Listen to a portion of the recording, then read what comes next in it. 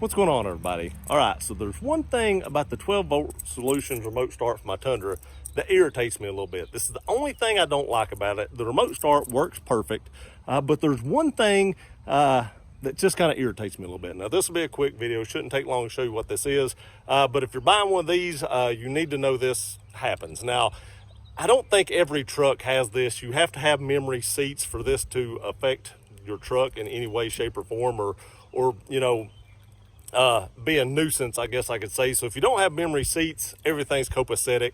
The remote start works perfect. Like I said, no problems at all. But if you have memory seats, a limited, a 1794, I'm not sure if limited had, but I know Platinums and 1794s both have memory seats. So let me show you. So hit 1, 2, 3.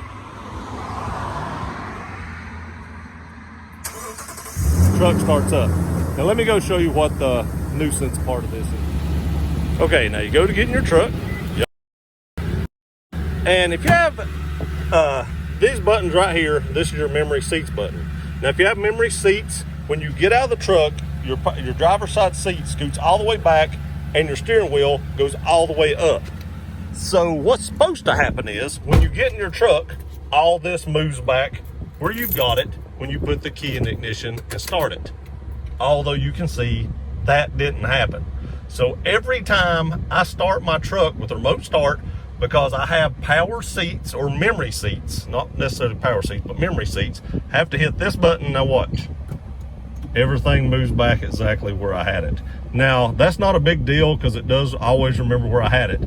But I always have to hit that button now when I use my remote start. I know, first world problems, but I wanted y'all to know that. All right, I know that isn't a huge issue. I get it. I can just hit that little button. It's in arm's reach. But the first time I got back in my truck after I used my remote start, I thought, God, I seem a long way from the pedals.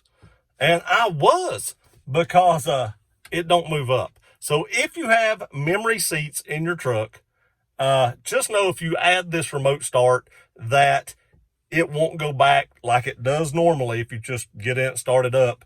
You have to hit that button. Now, maybe that's why Toyota did theirs the way they did it, to whereas when you open the door, the engine dies and you have to restart it. Maybe that resets all the power stuff back where it's supposed to go. I don't know. That would be a good reason, I guess, that they would do that, just to not have that nuisance.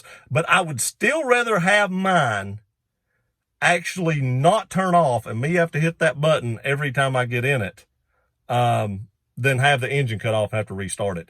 Now, we'll tell you this, if you put your vehicle in drive or reverse or whatever, and then hit that button, seats will not go anywhere. It either has to be in park or neutral. So if you start your truck and you get back in it, make sure that's one of the first things you do, because if you're driving down the road, you're stuck in a position you're in unless you want to move it manually and try to figure out the best place to sit, but that takes me forever to get my seats suited where I want them. I appreciate y'all watching this video. I just wanted you to know this because that was something that was a little bit of a nuisance to me, but that's literally the only thing that I dislike about this remote start. It's been great so far.